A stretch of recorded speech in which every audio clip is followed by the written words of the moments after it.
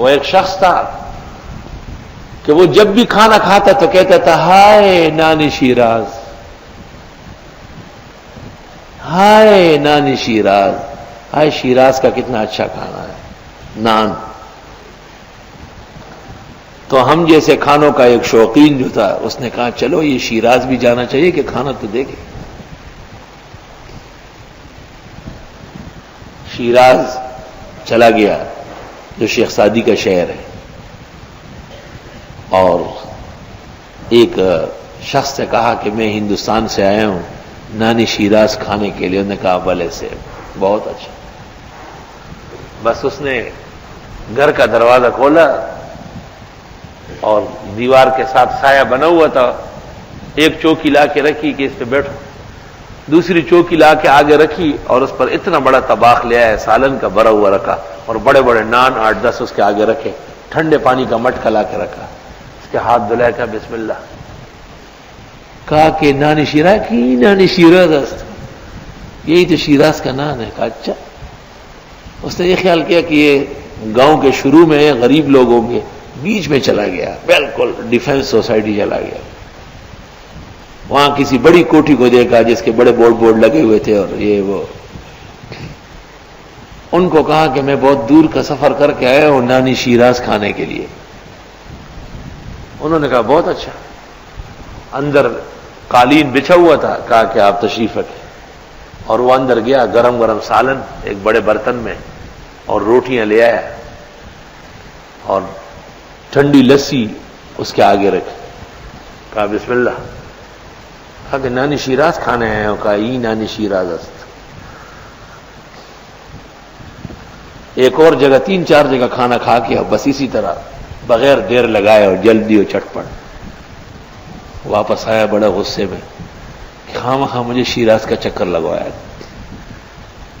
جب کھانا کھایا گیا وہ آدمی دوبارہ کہنے لگا ہائے نانی شیراز۔ نے کہا چپ، آئندہ نانی شیراز کا نام لیا، میں دیکھ کے آیا ہوں، کھا کے آیا ہوں۔ کہا کیا کھا کے آیا؟ کہا بس اس طرح میں نے نام لیا، انہوں نے کہا کہ یہ بیٹھو اور چوکی لایا اور یہ کیا اور کھانا لا کے۔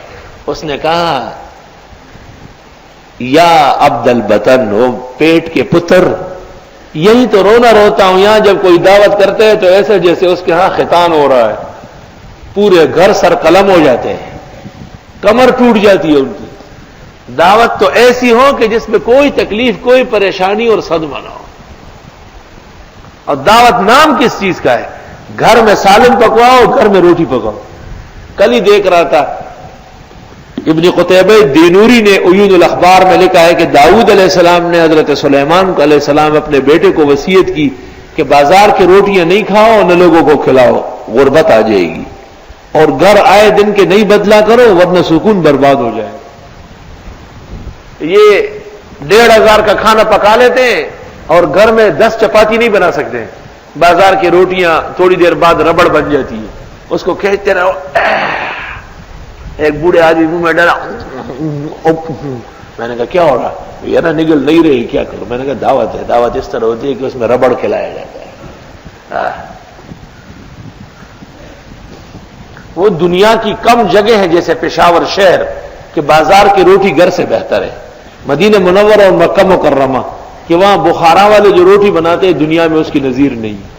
عام کائنات کے اندر دعوت کی روح ختم ہو گئی جب روٹی بازار سے منگوائی، اور منگوانی پڑے گی جب وہ 50 60 100 200 آدمیوں کو اکٹھے بلاتے ہیں، اس کے لیے تو پورے تندور لگانا پڑے گا۔ قرآن شریف زندگی کے پورے آداب بتاتے ہیں۔